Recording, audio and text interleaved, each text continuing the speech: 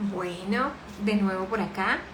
Hola a todas, todos y todes que se van sumando a este espacio en el que compartimos información específica sobre autismo, neurodivergencias, desde un enfoque neuroafirmativo y en lo posible anticapacitista, que todavía todos seguimos en formación para esto. Este espacio se llama Con un Tinto. Un tinto es un café chiquito en Colombia. Es un espacio que ya viene funcionando hace 2 años aproximadamente y en el cual me gusta invitar a amigos, colegas, a hablar sobre diversos temas. Casi siempre están vinculados al autismo relacionado al perfil femenino. Y bueno, el día de hoy tengo una grata invitada. Ya le voy a dar ingreso para que ella misma se presente.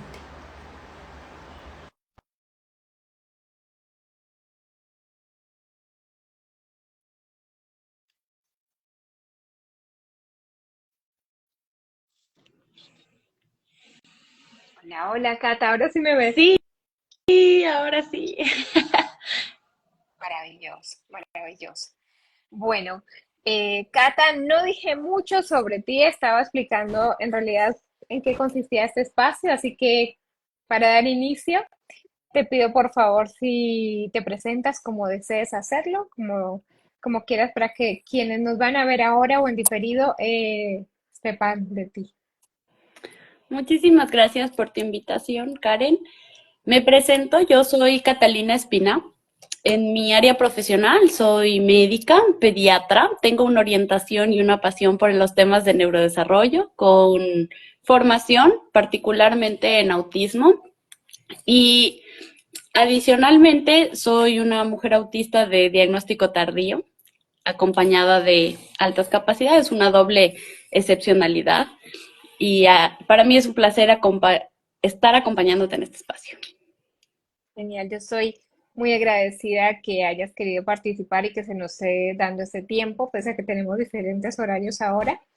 Y bueno, vamos a comenzar con el tema de hoy. Van a verme capaz mirando un poco hacia abajo porque tengo que leer para no perdernos, porque nos podemos ir con Cata con el pensamiento arborescente al más allá y después volver.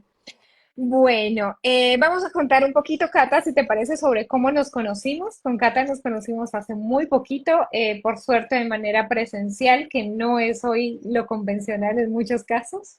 A Cata la pude conocer en el congreso que se hizo en México, el primer congreso hispanoamericano realizado por autistas, gracias a nuestra querida Alita. Y bueno, allá confluimos, nos conocimos y desde ahí hasta entonces hemos ido construyendo un muy lindo vínculo en el cual tenemos intereses profundos en común. Y hoy vamos a desarrollar uno de esos. Bueno, em, cuéntame, Cata, y cuéntanos a todos la elección del tema de hoy, ¿no?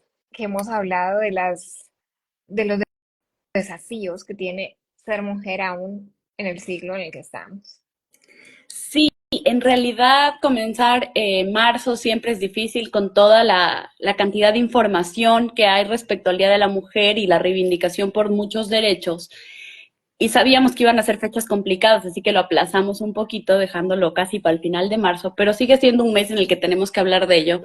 Y realmente este tema se construye a partir de conversaciones entre nosotras que a veces topan la parte personal con la profesional, que van ahí un poco, y nos dimos cuenta que es importante hablar de la mujer, sus derechos y más cuando estás en situaciones de doble vulnerabilidad como puede ser una neurodivergencia. Totalmente, así es. Bueno, para ir enmarcando a quienes no tienen idea, y está bien que no tengan idea, que se van acercando hasta ahora a esto, Cata, ¿nos podrías contar un poquitito desde tu especialidad a qué nos referimos cuando hablamos de neurodivergencia? Por supuesto, la palabra neurodivergencia se refiere a las personas cuyo neurotipo difiere o diverge de lo que en la norma o en la estadística llamaríamos los patrones más comunes. Entonces, aquellas personas que ya sea por su forma de pensar o por la forma en la que se comunican, por la forma en la que tienen todo su desarrollo, no lo hacen muy similar a sus pares. Dentro de este concepto nace de un paradigma de la neurodiversidad, una construcción que ha sido comunitaria a través del activismo autista.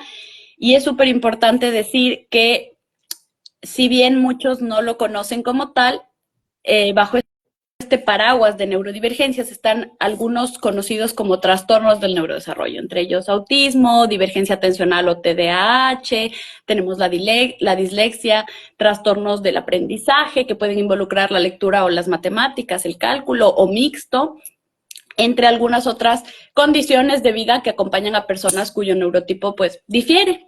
Bien. En este punto me voy a ir a hacer una aclaración importante antes de hacerte una pregunta que se me acaba de ocurrir. Y es que quiero que enmarcar que en este tinto probablemente vayamos más a hablar sobre mujeres cisgénero, ¿sí? Que son aquellas personas nacidas con vulva e identificadas con el género femenino, con el rol de género femenino, no porque no queramos hablar del resto de la población, sino justamente siendo respetuosas porque no podemos abarcar todo y hacer como que todos estuviéramos en el mismo nivel de vulnerabilidad o de, digamos, de posibilidad de acceder a ciertos servicios o a ciertos derechos, porque no es así. E Tenemos una inclusive, población que tiene más vulnerabilidad aún. e inclusive por la falta de información que hay al respecto, porque Sí, de por sí encontrar información sobre mujeres neurodivergentes ya es un desafío.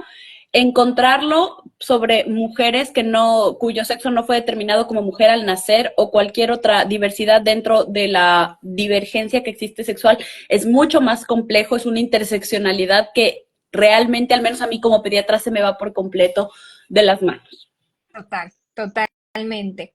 Y ahí venía la pregunta que te iba a hacer que no lo habíamos pensado al inicio y es, ¿hay una forma, esto lo enlazo con algo que ya te había escuchado hablando una vez, y es, ¿hay forma de transmitirle a los padres o a los colegas o a la población en general las mismas características que nosotras, tanto tú desde la medicina como yo desde la psicología, aprendimos, como déficit, alteraciones, síndromes? ¿Hay forma de hablar de lo mismo y que nos podamos hacer entender para darle lugar y respeto al neurotipo y no a la patología? Estoy convencida que sí. Estoy convencida que el lenguaje genera realidades. Por lo tanto, cuando yo hablo de un neurotipo a partir del déficit, genero de por sí ya la imagen negativa de tu condición, aumento la vulnerabilidad que vas a enfrentar y adicionalmente estoy subestimando que tú también tienes capacidades. No estoy presumiendo tus capacidades. Entonces, yo sí estoy convencida de que el lenguaje es importante, de que nosotros podemos hablar de condiciones de vida, de que nosotros podemos hablar sobre dificultades, desafíos, podemos hablar también de oportunidades de aprendizaje, de oportunidades de crecimiento. Y desde esa perspectiva cambia mucho, porque cuando yo te digo que te falta algo, voy a tratar de compensarlo dándote algo más o de plano diciendo que no lo vas a tener. Pero cuando yo hablo de que tienes un desafío, significa que mediante algún apoyo, una herramienta o junto con un trabajo en equipo vas a poder superarlo. Bien. Y acá voy a empezar a entrar en el terreno sinuoso, pero yo sé que esto también lo vamos a poder hacer bien juntas porque yo te he escuchado ya también en este aspecto y es por eso quiero compartirlo a los demás. ¿Cuál podría ser una posible, porque también sé que hay muchas formas de transmitir a una familia, vamos a pensar tal vez en tu área de experticia, ¿no? En la pediatría, que su hijo es una persona autista, sin recurrir sí o sí a lo que nosotros ya conocemos, hijo, hija, hija, ¿no? O sea, sin recurrir al déficit, ¿de qué manera puede ser esto posible? Porque creo que muchas personas que nos van a escuchar ahora y nos van a escuchar después van a decir, ¿cómo? Es que esto se puede decir de otra forma. Sí, sí se puede. Primero es importante educarnos para que cuando nosotros transmitamos la información podamos ser muy claros. La segunda, el segundo requisito para poder hacerlo es que tengas tiempo. Si nosotros queremos hacerlo en consultas corridas y porque ya está el otro en la puerta, va a ser bastante más difícil que haya una comunicación asertiva, ¿sí? Y ahí entra en cómo vas a transmitir la información. Pues si tú tienes claro que el autismo es una condición de vida, es parte de una identidad, es una forma de percibir, procesar y responder a los estímulos, es como se los vas a explicar a sus padres, hay una diferencia en la forma en la que está procesando la información y sin embargo lo vamos a tener que poner un nombre porque tu seguro va a tenerte que cubrir, porque tiene un nombre y no es una mala palabra, se llama autismo, es una discapacidad que tampoco es una mala palabra, es una forma de visibilizar que ante ciertos entornos y circunstancias la persona puede presentar desafíos que van a requerir que su entorno le genere adaptaciones y acomodaciones que permitan el mejor desarrollo, el desenvolvimiento integral de esta persona. Entonces, cuando cumplimos con tener el tiempo, una comunicación abierta con la persona que está enfrente tuyo, puedes hablar de todo esto. Y aún así, vamos, y siempre lo digo, y lo digo sobre todo cuando hay papás, no podemos dejar de lado las palabras que no nos gustan, trastorno del espectro autista, porque si yo te digo tu hijo es autista y te voy a poner el certificado, pues autismo, probablemente te lo regresen, porque en la academia hay una necesidad de que las cosas estén codificadas, tienen un código, y el código no corresponde a autismo, sino a trastorno del espectro autista ahora. Es por eso que nuestro activismo es tan importante, porque depende de cómo vamos nosotros como sociedad avanzando, que esto vaya cambiando, porque ninguna manual de medicina ha estado escrito en piedra desde el inicio de la historia, ¿no?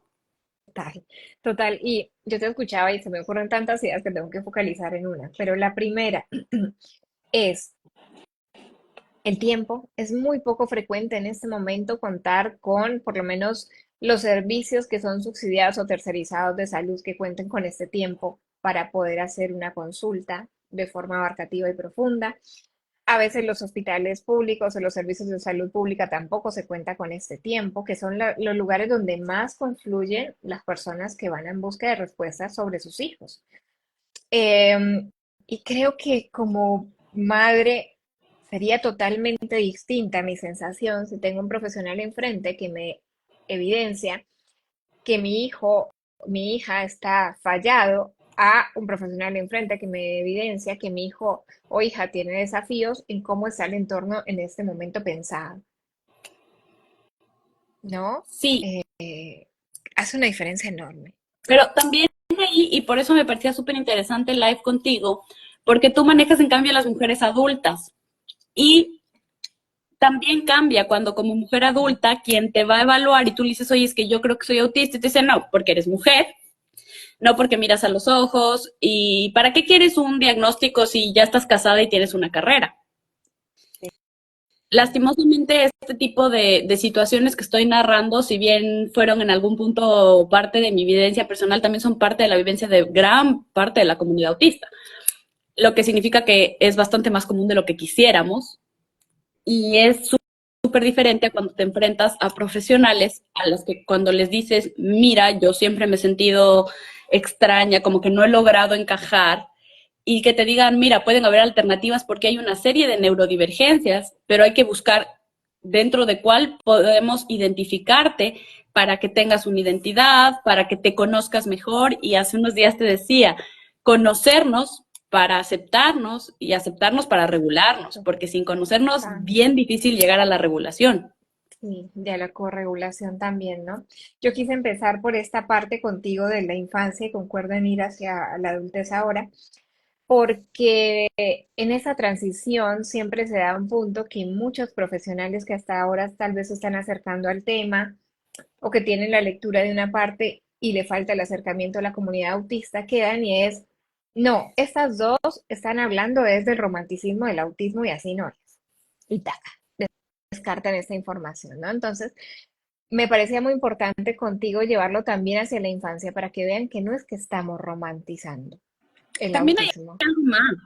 Y hay que ser como, yo siempre les digo, hay que saber de dónde vienen todo, de dónde venimos todos los profesionales, de una academia que tiene textos, que utilizan lenguaje capacitista, que utilizan un lenguaje basado en el déficit, como decíamos previamente, Y no podemos simplemente decir, ay, no aprenden porque no quieren. No, es porque la información que se les puso enfrente es otra. Sabemos que existe un manual en particular que pareciera que fuera lo único que debería saber de salud mental, cuando en realidad hay una serie de situaciones, condiciones, inclusive muchas no son parte de la neurodivergencia, pero que no están en ese libro y muchos la omiten.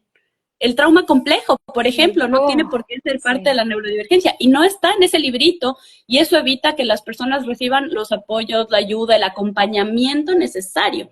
Entonces es una invitación a como profesionales a escarbar, a rascar profundo y a escuchar que cuando no sepas algo tengamos la capacidad de saber que se puede reaprender, de construir y reaprender sobre lo que sabemos. Y yo no puedo negar que todo lo que aprendí en la academia, con esas mismas bases, tuve que ir modificando a partir de encontrar un paradigma mucho más respetuoso sí, y además una forma que tiene mucho más lógica para mí como humanidad, porque la diversidad es algo biológico, no es algo que, no es un pensamiento, no es que creemos que somos diversos. La diversidad es un hecho biológico. total. Total. Y esto, como te decía, hacer la transición me parece muy importante, sobre todo para aquellos que ahora después lo escuchen y digan, bueno, sí, pero en los adultos es así, en los niños es distinto. No, creo yo que depende de cómo transmitas la información desde qué área vas a pasar a un enfoque rehabilitador o a un enfoque de acompañamiento de identidad, ¿no? Que es lo que viene en el post-diagnóstico.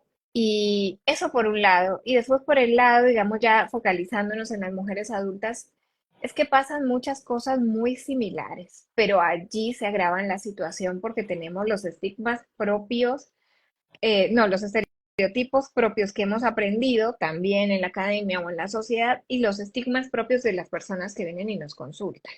Sumado a que nos volvemos, o sea, nos tenemos que construir y nos volvemos un interlocutor comunicativo entre lo que están queriendo decir que eres y lo que en realidad puedes llegar a ser. Entonces, no eres un déficit. Y es como que salimos de ese paradigma, pero lo tenemos que volver a poner por escrito. Y para la persona al mismo tiempo esto es confuso, ¿no? Porque si pasaste 7 encuentros diciéndome que esto no era así, en el octavo me entregas un informe que dice déficit, alteración, dificultad, trastorno? Entonces empezar casi que uno todo el tiempo, yo siento que yo todo el tiempo estoy disculpando lo que aprendí. Bueno, es que eso está escrito así, esta prueba no es sensible contigo, en esta no te vamos a ver, si nos da bajo es porque así sucede. Entonces es también una relación que se termina dando de mucha confianza entre esas mujeres que me consultan y yo para creer que esto que les estoy diciendo son las cosas que vienen desarrollándose ahora, porque si no las voy a dejar convencidas que tienen un déficit y que tienen que ir a salir a seguir reparándose, que lo que pensaron toda su vida estaba bien, que estaban rotas y no es así. No, no. Igual decirte que aquí hay algo que quiero compartir y es la diferencia que hay en recibir el diagnóstico en las diferentes etapas. Cuando son más pequeñas, por lo general quien asume como tal la recepción de la información no es la consultante, es más bien sus padres, ¿no? Cuando estamos en una etapa de escolares, adolescentes, eventualmente se puede separar los espacios comunicativos, pero ambos terminan recibiendo una retroalimentación, tanto padres como la persona que está involucrada o ha sido evaluada. Pero cuando llegamos a la adultez, ya es directamente con la persona. Y esto hace que quién va a manejar lo que la literatura nos sigue diciendo como un duelo. Y aquí sí quiero especificar de que no es un duelo de tipo. El problema es que la descripción inicial dicen que los padres cuando recibían un diagnóstico sentían el duelo del hijo perdido. Pero en realidad el duelo es el duelo de la expectativa, ¿sí? Y también es súper importante que si tú das la información apropiada, no solo en lenguaje, sino en forma apropiada, no solo, o sea, no solo la parte superficial, sino que tenga un contenido apropiado, vas a permitir que la familia transite hacia las acomodaciones, buscando, viendo las fortalezas, viendo las oportunidades y no viendo lo que no va a ser. Y eso es algo que también diferencia mucho como el paradigma clásico, por decirlo así, y el paradigma de la neurodiversidad.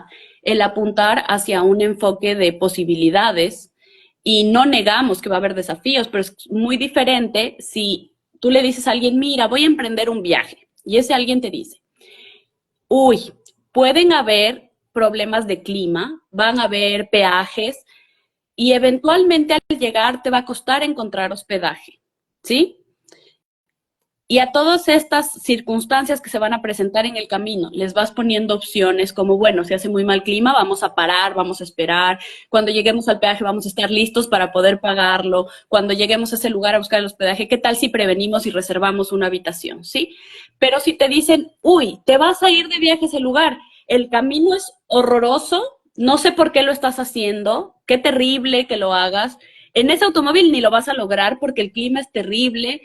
Si yo te lo planteo así, oye, nos lo vamos pensando dos veces el viaje. Eso les hacemos a las personas con el camino de su vida Sí, cuando nosotros damos la información de manera inapropiada. sí, Entonces, el acompañamiento tiene que buscar el abrir las opciones y la aceptación y también dejar de pensar solo en qué va a ser mañana él, porque yo solo quiero que esta persona haga esto o esto, porque lo que estamos buscando es nuestra expectativa, nuestra visión de éxito, y las niñas son muy susceptibles de que este tipo de expectativas les generen una gran cantidad de problemas emocionales en la adolescencia y de problemas emocionales que se pueden transformar en otro tipo de problemas de salud, tanto física como mental, problemas de alimentación, es decir, ahí está, ¿no? Otra vez el punto de la doble vulnerabilidad. Soy mujer, soy autista o soy neurodivergente y sigo encontrando más riesgos de que me pasen situaciones adversas contra mi salud. sí.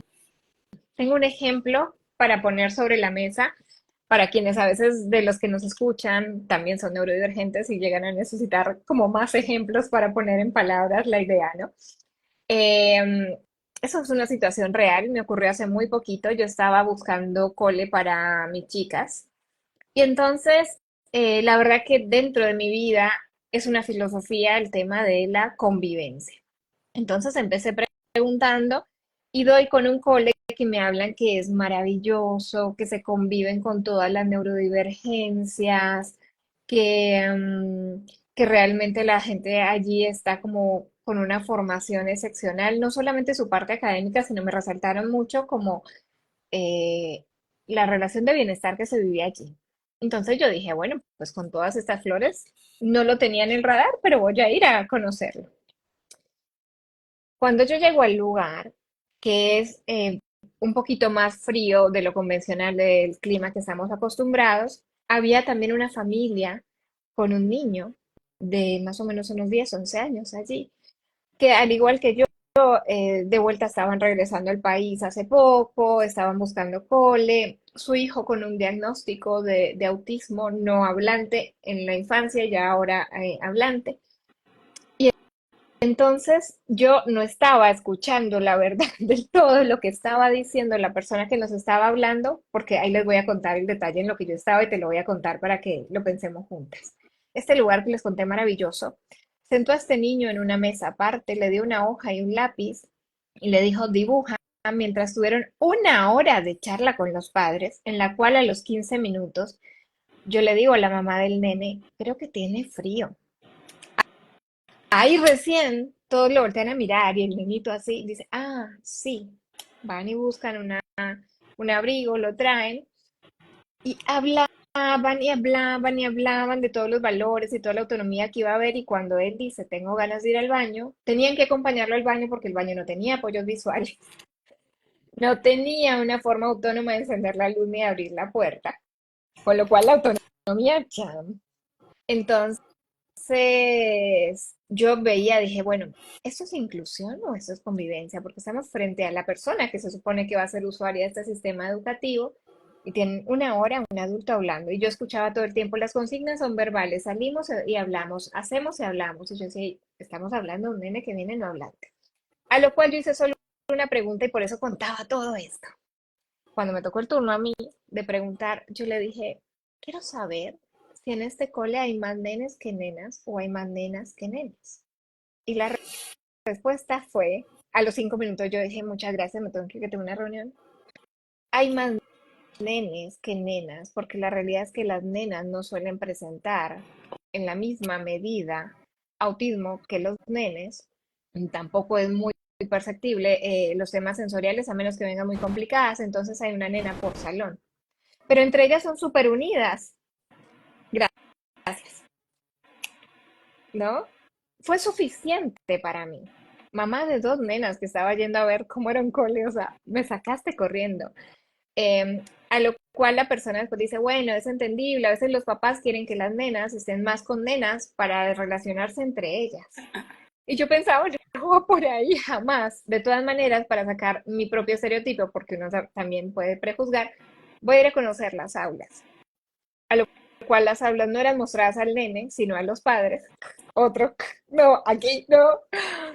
Y ninguna aula con apoyo visual, ninguna, una muy lejos de la otra, con lo cual un niño perfectamente con atención divergente se puede perder de un lado al otro, o una niña. Pueden pasar mil cosas que les van a pasar a las niñas, que ahora vamos a hablar, en un terreno súper grande, donde puedes esconderte detrás de una pared y te pasaron mil cosas y no puedes explicarlo.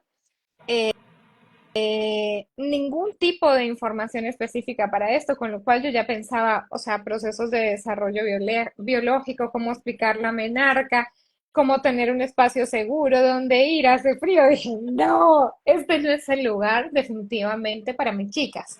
Última pregunta y con esto cierro el comentario. Última pregunta que me hace la profesora que nos está acompañando. Me dice, mamá, ¿y usted qué piensa? Le digo, es que me tengo que ir, porque es que ahora no podría estar diciendo lo que yo pienso. Pero la otra mamá del nene sí se me acercó y me dijo, ¿sabes que mi hijo tiene un Instagram porque tú viste que pintaba súper lindo? Entonces me lo pasó y me dice, ¿y qué te parece el cole? Le digo, que creo que no es el lugar para mí.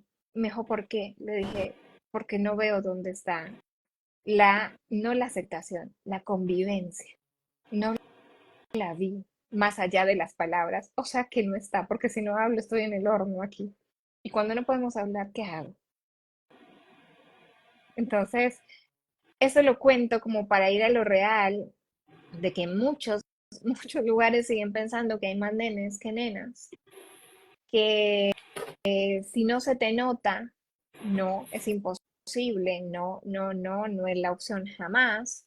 Y que las nenas no necesitan una información específica adecuada a su género, una orientación en autocuidados indicados para su género, un lugar donde tener un espacio de descanso también que muchas veces esté vinculado en este sentido con el género, donde tengan un lugar seguro para todos esos cambios hormonales que van a pasar a través de la vida, muy relacionados con el género, y que yo como mamá era imposible que se le ocurriera a esa persona que nos estaba hablando que yo podía ser una persona neurodivergente y que toda esa información verbal que me estaba dando entró por acá y salió por acá y estaba conectada era con ese niño que estaba pintando.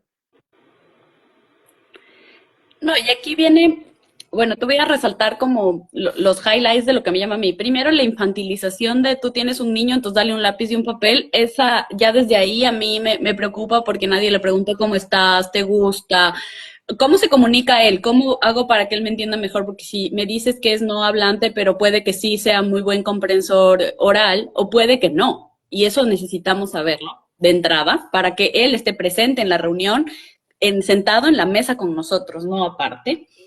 Lo otro que te quería decir es un tema de lo importante de tener un buen fondo y no solo la forma de cuando hablas, es que tú nos cuentas una historia de cómo el lenguaje que usaron para hablar de inclusión parecía ser el top y en la realidad no se vivió. Y que quizás, no sé si lo compartes conmigo, yo siento que yo tenía las mejores intenciones, pero no tenía la formación todavía completa. Y yo siento que siempre fui bastante empática, aunque usé las palabras incorrectas antes de conocer el paradigma. Y claro, cuando yo releo mis informes de hace 3 años, yo decía, Catalina, ¿cómo le pusiste esto? Por Dios, pobres padres. Pero en el fondo sé que la forma en la que yo les transmití la información siempre fue con opciones, con aperturas, es decir, desde mi compromiso de ser mejor profesional. Por supuesto que me disculpo con esas familias, porque en ese momento no tenía las herramientas que tengo hoy.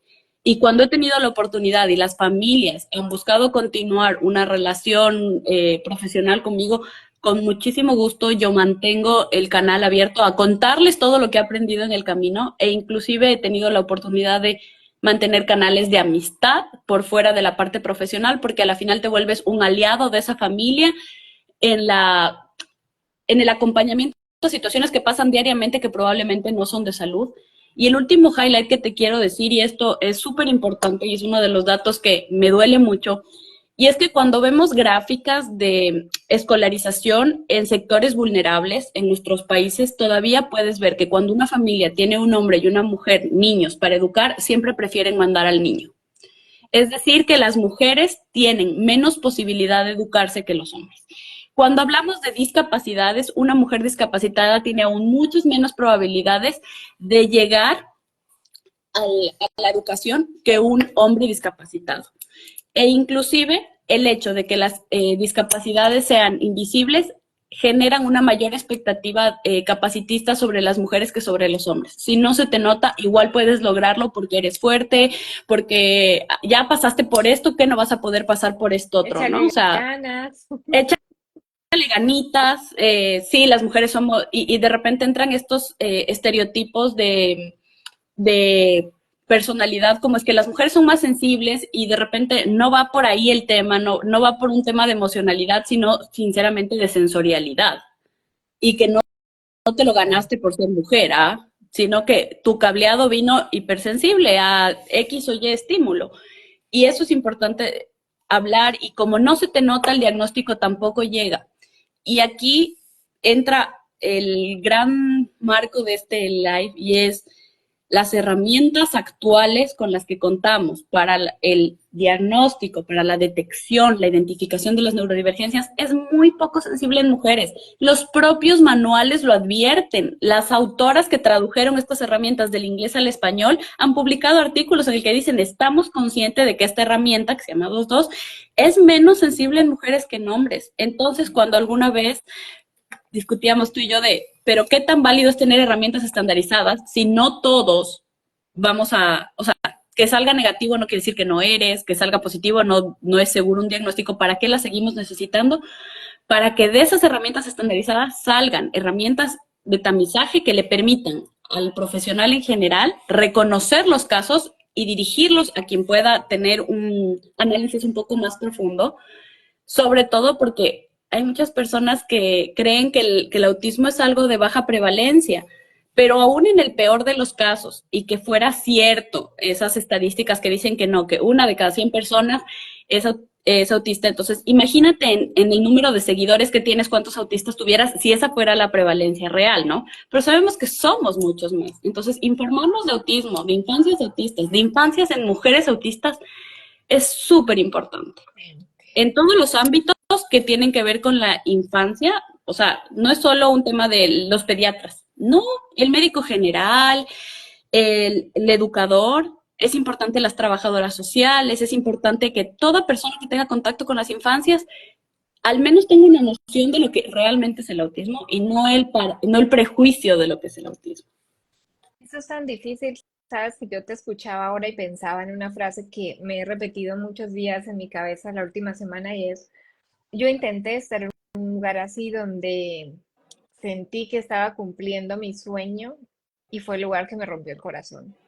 Porque cuando ya vas con toda la intención de dar la información de una manera incluso accesible, gratuita, dando tu tiempo, muchas de las personas que están allí es como que no, eso no, cuesta mucho pensarlo desde otro lugar, ¿no? Y seguimos siendo hablados en tercera persona por los demás. Esto es lo que necesitan, esto es lo que les vendría bien, esto es lo que creemos que va a serles suficiente, ese es el ajuste que hay. Y allí empieza a ser también difícil porque entonces el otro día también publicaba un video de Nike que hablaba de la locura, ¿no? De la mujer que hace cosas distintas y le dicen loca, ¿no? Porque es, no, si pide ajustes es que está histérica, es muy sensible, está en sus días, no puede ser que la estén vulnerando porque ya entonces ahora vino y dijo que la vulneraban y está exagerando. Em, Tengan cuidado con ella porque cualquier cosa que le hagan entonces realmente va a explotar. Y cómo esto desdibuja la gran lucha que hemos tenido las mujeres de escúchennos, o sea, eso que están haciendo con nosotras no está bien.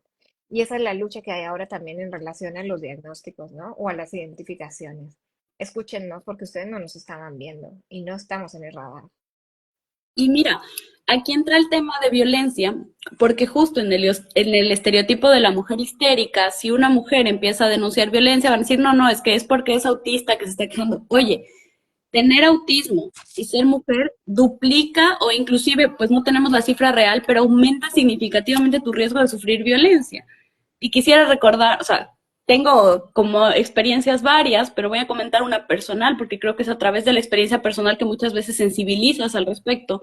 Yo tuve una experiencia muy fea durante mi formación de posgrado en la que estaba siendo violentada en mis derechos como estudiante, pasando una situación muy difícil, y tras realmente luchar por ello, fui movida de ese hospital a otra unidad hospitalaria y a los pocos días en esta nueva unidad hospitalaria fui acosada por mi jefe en el ascensor. Y cuando llegué a mi casa llorando, le decía a mi familia, no puedo decir nada, porque me acaban de sacar de un hospital por violencia y ahora tengo otro tipo de violencia en la puerta y que sabes que hay un sistema que es súper inoperante frente a las circunstancias, que afortunadamente encontramos una manera muy política de sacarme esa situación de encima, pero mira, ¿qué puede pasar si a ti te violentan una vez y tienes que plantear una segunda denuncia porque ya no fue esa persona, fue otra, y la gente empieza a creer que el problema eres tú, porque entonces donde estás tú es donde está el problema, y en realidad es en una sociedad que normaliza y que de alguna manera sí nos identifica, porque para muchas cosas somos muy raras para ser normales, pero para otras sí estamos muy normales para ser autistas. Y cuando somos muy raras para ser normales es cuando la gente que es violenta encuentra el blanco más fácil. Entonces sí te vuelve vulnerable. Te vuelve vulnerable desde diferentes perspectivas, como la falta de apoyos, muchas veces entornos que son redes de apoyos que pueden no ser muy sólidas. En mi caso agradezco que la tengo y fue muy sólida y tuve un soporte, pero no puedo imaginarme a alguien que tuviera una red quizás un poquito menos de confianza, alguien que le dijera, no, seguro no, no fue así, seguro fue tu culpa porque tú le provocaste, o seguro tú le hiciste creer que él podía quererte besar o algo así, y todo se hubiera derrumbado, pero tuve una red que me creyó. Y entonces también creer a cuando otra mujer denuncia violencia, cuando una niña denuncia violencia. Y aquí entra también el tema de lo que tú decías, es importante el enfoque de la educación sexual con enfoque de Sí. género desde la infancia, porque si una niña chiquita te dice que bla le cogió su galletita, puede significar tantas cosas, por eso las cosas tienen que tener su nombre, y a las niñas enseñarles las cosas para que ninguna niña sea más vulnerable a sufrir abusos de tipo inclusive sexual. Y también incluso enseñar lo que es el abuso. Mira, hay un caso que hay muchas historias que podría contar, ¿no? Pero hay uno que sé que, digamos, lo que voy a contar no va a aludir a una sola persona, porque ha pasado varias veces, en el cual comienzo siempre a hacer la evaluación, pregunto sobre esos temas y es como, no, abuso no. Bueno, este tipo de abuso, ese tipo de abuso, ese tipo de abuso. No, no, no, no, no. Bien. Finalizando casi siempre las evaluaciones, cuando pasa eso, empiezo a preguntar, ¿te pasó esto con fulano? Ya con nombre. ¿Te pasó esto con no sé quién? Sí, pero yo no sabía que por parte de la familia también podía pasar eso. O sea, y ahí conceptualizar con mujeres adultas lo que es un abuso, lo que es una humillación, lo que es una conducta no consentida. Validar el que no consintieron cosas, lo expresaron a su forma y fueron ignoradas u obviadas con la insistencia,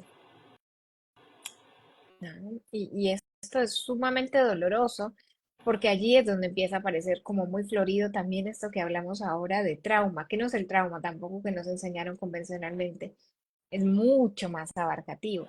Y no se ve solamente en esas situaciones, se ven un montón, pero cómo esto es sumamente importante y está penalizado si lo hacemos desde la infancia. Tengo un ejemplo para comentarte y es, hace poco, yo a mis hijas les enseño el nombre de todas sus partes del cuerpo y obviamente que lo saben. No lo voy a decir acá porque por ahí Instagram nos veta. Pero cuando viene un familiar cercano y una de mis hijas dice, bueno, tengo que ir al baño porque tengo que limpiarme y nombra sus partes íntimas, la persona viene, se me acerca y me dice, pero Karen, ¿cómo le estás enseñando eso a tu hija? Le dije, ¿qué es lo que le estoy enseñando?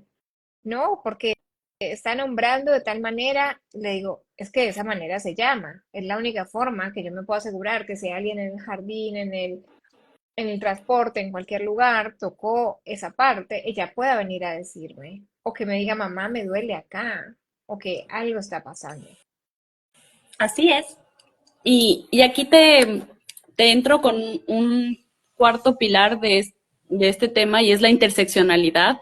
Ya mencionamos al inicio de live que por temas de falta de información y porque el tema es muy amplio, hablaremos de mujeres cisgénero, pero hay interseccionalidades que nos vuelven mucho más vulnerables.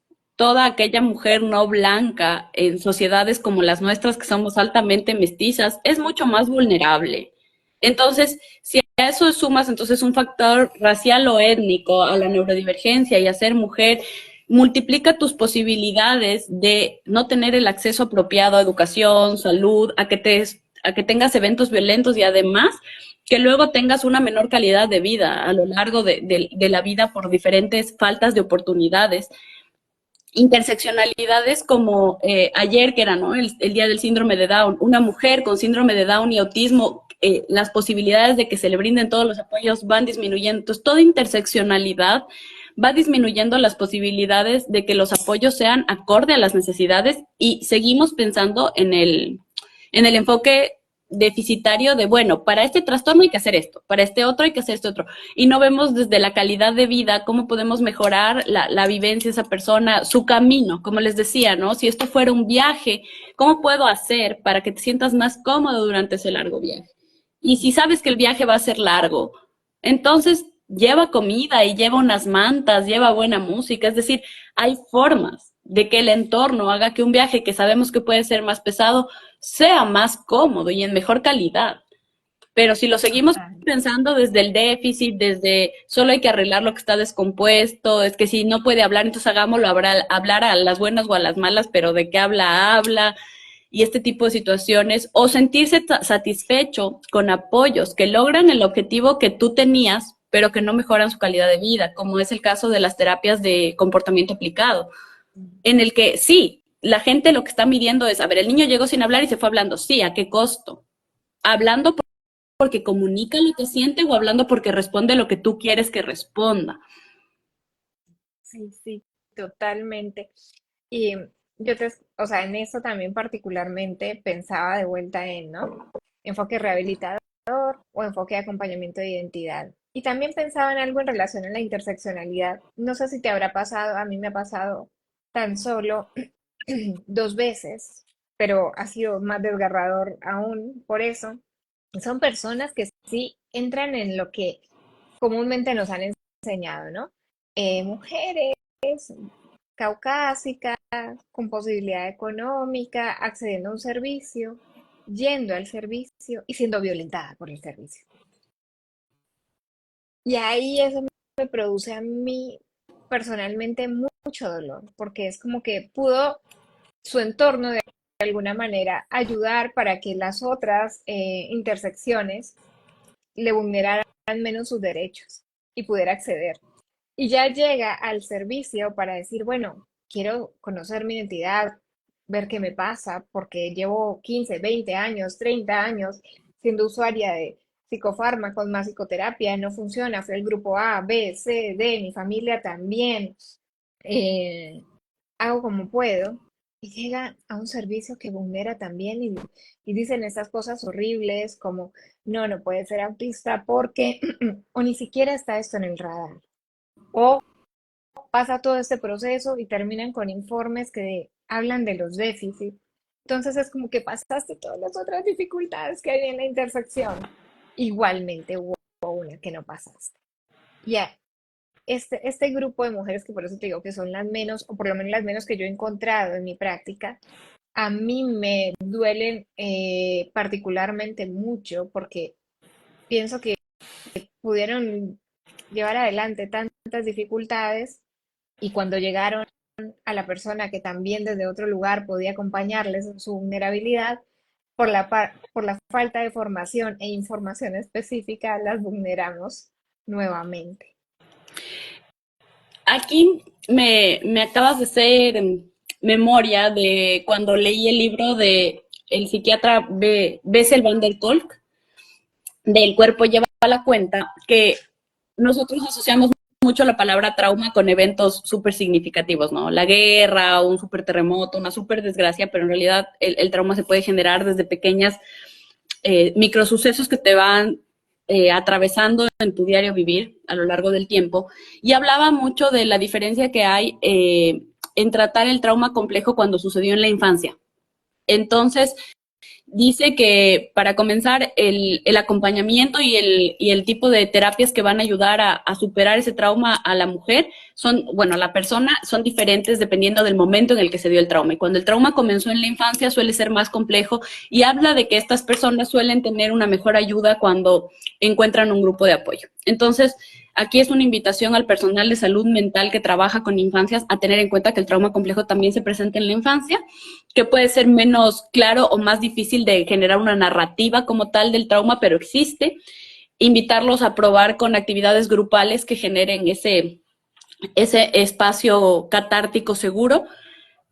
Y también aquí hablar de algo bueno, que aun cuando somos tú y yo, mujeres adultas neurodivergentes de diagnóstico tardío, encontrar un grupo de apoyo realmente vuelve mucho más liviana la carga. Ha hecho que este viaje sea realmente, la calidad de vida aumenta por montones, el poder hablar con alguien que te comprenda, que tengamos la empatía sincronizada y que adicionalmente podamos reconocer y hablar estos temas en espacios como este, ¿no? Y decir, vamos a utilizar las herramientas que tenemos desde la experiencia, más las herramientas que tenemos desde la academia y en los estudios para brindar y proporcionar una experiencia de mejor calidad a nuestros usuarios, pero además decirles que si hay personal de salud mental que no es neurodivergente, ok, está perfecto. Lo importante es que sepan a dónde acudir cuando tienen una duda que sobrepasa su capacidad de comprensión de cómo se siente, porque de repente a veces lo que intentamos es que alguien nos diga, ¿y tú cómo lo sientes? ¿No?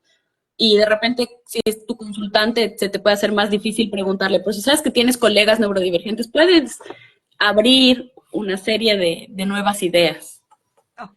Totalmente. Y eso también, ¿no? Es como algo súper importante. Yo he estado en equipos donde se trabajaba mucho desde la perspectiva de neurodesarrollo, en distintos equipos, en distintas ciudades y en distinto país, en donde daban por sentado que todo el equipo era normotípico. ¿M? Nosotros mismos, dando por sentado esto, ¿no? Y por lo menos ahora que estamos en una red, es como una pregunta muchas veces que hacemos, ¿será que somos todos neurotípicos o será que somos todos neurodivergentes o es una invitación a acompañarnos en esta búsqueda? Porque darlo por sentado hace que también nos volvamos mucho más capacitistas de lo que creíamos que podíamos llegar a ser. No, y de hecho, ¿sabes? Justo eso, a eso iba. A que ser neurodivergente no significa que ya no eres capacitista. Puedes ser capacitista y ser neurodivergente. Puedes ser mujer y ser machista, por supuesto que sí. Entonces, es súper importante la deconstrucción, porque ahí es cuando me doy cuenta de mi propio capacitismo, que comienza conmigo misma, cuando me exijo más de lo que debería, cuando yo misma me comparo y digo, pero si en tal momento de mi vida logré esto, ¿por qué ahora no voy a poder con esto otro? Sin darme a mí los espacios, los apoyos y ese capacitismo. A veces tengo como la capacidad de empatizar con otros, pero no conmigo misma. Y eso es súper importante de verlo. Y te lo digo porque yo era parte de un equipo en el que yo sospecho que muchos éramos neurodivergentes, ahora que sé más del tema, pero la primera reacción cuando llegué con mi diagnóstico fue la de, es imposible, Cata, tú no eres autista, tú eres cualquier cosa menos autista. Me lo dijo un profesional experto en autismo, ¿no? Y luego llegué a otro lugar donde había otro profesional aún más experto en autismo y también me dijo, va, ¿tú qué vas a ser autista? Y entonces, y lo curioso es que ambos tienen rasgos neurodivergentes, pero aún así, eh, pues en sus preconceptos yo no podía ser, porque yo estoy casada, porque tengo estudios y por cualquiera que fueran los motivos que ellos simplemente niegan cosas a las que se llegó a una conclusión tras una evaluación que fue exhaustiva con profesionales actualizados. Es decir, no parece solo porque no lo veo, ¿no? Total. Sabes que yo complemento esto que estás contando con otro, con otra autorreferencia de otra perspectiva, porque me parece muy importante que quienes nos están escuchando también digan, bueno, del otro lado, ¿cómo es? A mí me ha pasado también, y esto es para reivindicar a muchas madres que van en la búsqueda de qué sucede con sus hijos, que muchas veces como profesionales terminamos contestando como, ay, bueno, mamá, no pasa nada, o esa mamá no sabe mucho y hacemos. Pero también pasa la inversa. Cuando uno va y consulta es como, no, eso es porque tú sabes mucho de ese tema, te dedicas a eso y lo ves en todas partes. Entonces es como que está mal si se sabe y si no se sabe y volver allí a confiar en esa voz interior es muy importante. Entonces el mensaje que quiero dar es seguir confiando en ese instinto. Cata, para cerrar, me gustaría hacerte una pregunta súper concreta que tal vez pienso que la debía haber hecho al principio, pero bueno, a los que llegaron acá va a valer más la pena todavía, y es, nosotros estamos dando por sentado que las personas saben de lo que estamos hablando en relación a por qué una mujer es más vulnerable. Y en realidad son conductas específicas que podríamos llegar a chequear que la hacen más vulnerable. Yo puedo empezar dando un ejemplo y te voy a pedir a ti que des todos los que quieras. Y es que, por ejemplo, una chica autista y o neurodivergente es mucho más vulnerable a ser la víctima perfecta para bullying, para crime, para abuso sexual, para también ser excluida de un grupo social de pares. Es la víctima perfecta para guardar secretos familiares de historias o novelas familiares que no le correspondían. Y también creo que es como una chica neurodivergente sin saberlo o sabiéndolo, pero sobre todo las que no lo saben, las que llegamos tarde, que son perfectas víctimas de la parentalización también, ¿no? Como tomar el rol de cuidado en algún miembro de la familia que debería generar la adecuación a la inversa de que sea cuidada.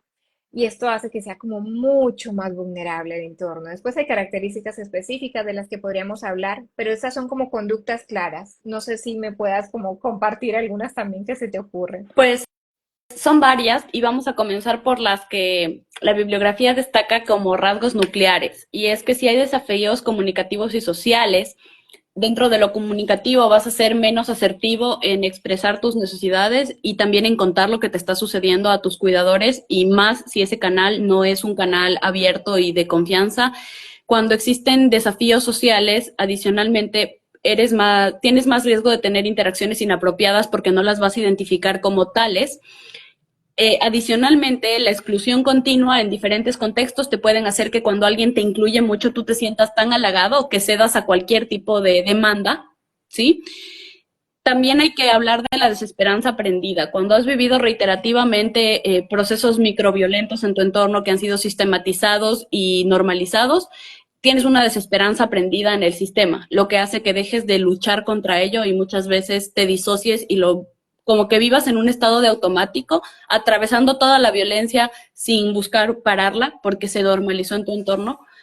Y otra característica que es bastante curiosa, trato de buscar la manera de que me termine de encajar en el paradigma de la neurodiversidad, porque cuando decimos ingenuidad, eh, puede ser interpretada de muchas maneras, pero sí, muchas veces en nuestro sistema de empatía piensas en el otro como piensas en ti mismo, por lo tanto, eres mucho más manipulable por alguien que no comparte tu escala de valores y que no es eh, pues sincero y puedes ser víctima de una serie de estafas o de mentiras y situaciones inclusive pueden ser ridículas porque eres muy crédulo, porque tú crees las cosas, porque pues si te lo dijo es por algo, ¿no? Entonces, en ese tipo de como en un marco general, hace que seamos bastante más vulnerables una mujer neurodivergente en caer en círculos de violencia. Bueno, así que, wow, mucho para pensar y seguir desarrollando, mucho tal vez para seguir. Y bueno, finalmente, Cata, aparte de darte las gracias por este espacio, quería preguntarte si tuviéramos que decirle algo a aquellas mujeres, probablemente neurodivergentes o con sospecha de serlo, que estuvieron escuchándonos en este vivo ahora o diferido, ¿qué les dirías? Que no estamos solas y que cuando te juntas con tu tribu, cuando te juntas con los tuyos, se vuelve un poco más fácil. No puedo decir que todo se vuelve maravilla porque no es así, pero sí se vuelve más fácil que busques profesionales actualizados. Y también aquí un mensaje para las mamás y papás. Uno, si tu hijo o hija es autista, checa bien si no lo normalizaste porque tú también lo eres. Y por otro lado, tampoco están solos. Y busquen profesionales que estén alineados con sus creencias, su forma de crianza, para que de esa manera reciban el acompañamiento más respetuoso y que genere la mejor calidad posible para los niños. Ay, hermoso, gracias, gracias por eso. A ti. Yo reitero eso que dices, no están ni estamos solas. Es una invitación también a seguir haciendo la tribu. Hay que buscarla. Si se ha pasado tanto tiempo buscando recursos, ese es un súper recurso que ya sabemos que es sanador. Reconstruir la historia en medio de una tribu es sanador. Mucho. Nata, Y te gracias agradezco por por tu ser parte de tiempo. la mía. Ay, a ti también, es un honor. Bueno, volvió mi vecino con el taladro justo a tiempo, así que gracias a quienes nos vieron, va a quedar grabado, así que déjenos ahí sus comentarios, gracias a los que fueron uniéndose y colocándonos cositas. No lo fui deteniendo para poder seguir el hilo porque si no nos íbamos a ir. Y bueno, nos veremos en un próximo tinto seguramente y nosotras dos espero que la vida nos encuentre en otro lugar físico prontamente también. Que así sea. Gracias. Chao, chao. Chao.